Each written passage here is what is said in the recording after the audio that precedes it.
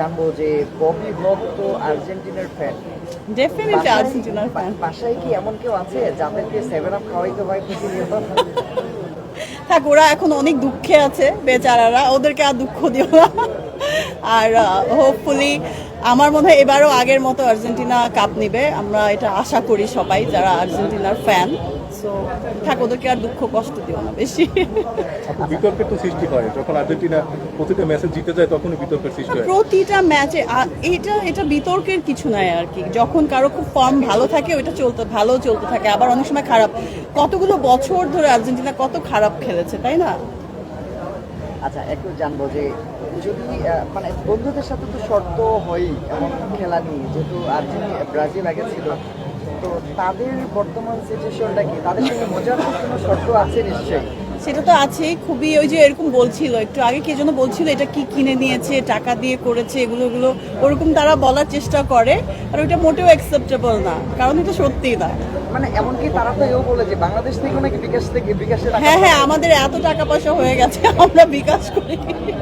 আচ্ছা, আপনার সিনেমা প্রসঙ্গে আপু, আপনার ক্যারিয়ারটা আমরা যেভাবে শুরু দেখেছিলাম সাকিব ভাইয়ের সাথে সিনেমা, তারপর তারপরে হচ্ছে আরও বেশ কিছু সিনেমা আমরা দেখেছিলাম, তো সেভাবে আমরা বর্তমান আপনাকে দেখতে পাচ্ছি না। মানে আসলে ব্যাড লাক নাকি গল্প পছন্দের ক্ষেত্রে কোনো ভুল হচ্ছে?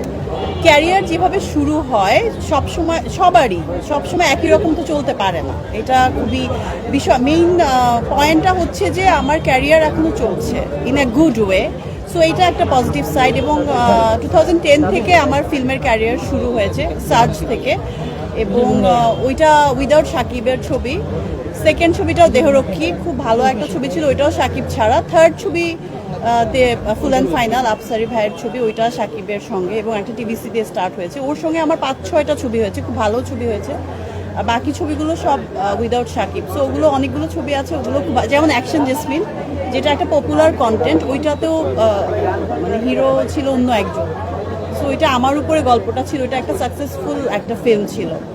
এখনও বঙ্গতে ওইটা খুব ভালো চলছে, আমি জানি এটা খুব পপুলার একটা কন্টেন্ট, সিনেমা হলেও খুব ভালো চলেছে। এই সিনেমাটা কিন্তু অক্ষয় কুমারের একটা সিনেমা থেকেই করা, এবং বাংলাদেশে একটা মান্না ভাইও সিনেমা করেছিল ওটা। হ্যাঁ, এই জন্য আই ওয়াজ কনফিউজ ওই সময় যে এই ছবিটা আসলে আমি কতদূর কি করতে পারবো। খুব ভয়ে ভয়ে শ্যুট করেছিলাম, বাট এই ছবিটা মানুষ এতটা পছন্দ করবে আমি এটা ভাবিনি। স্পেশালি বাচ্চারা খুব পছন্দ করেছে ছবিটা, এখনো খুব লাইক করে।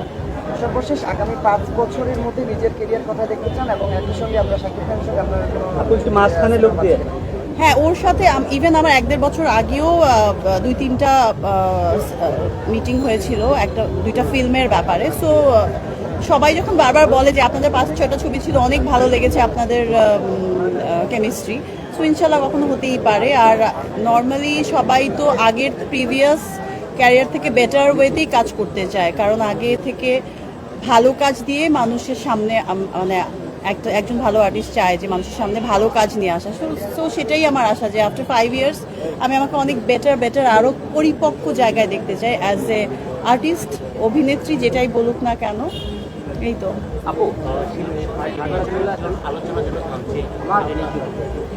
এটা একটা ইন্টারেস্টিং ব্যাপার, কারণ এইগুলো নিয়ে একটু মানুষ, শিল্পীদেরকে নিয়ে যদি মানুষ একটু আলোচনা সমালোচনা না করে, সেটাও তো আবার একটু বোরিং হয়ে যায়। সো এই জায়গাটা নিয়ে একটু আলোচনা সমালোচনা হবে, ইটস ফাইন, কিছু সময় হবে, তারপরে থেমে যাবে।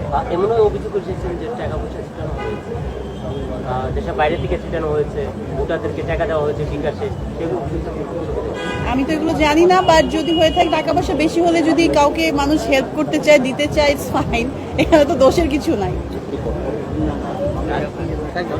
Thank you.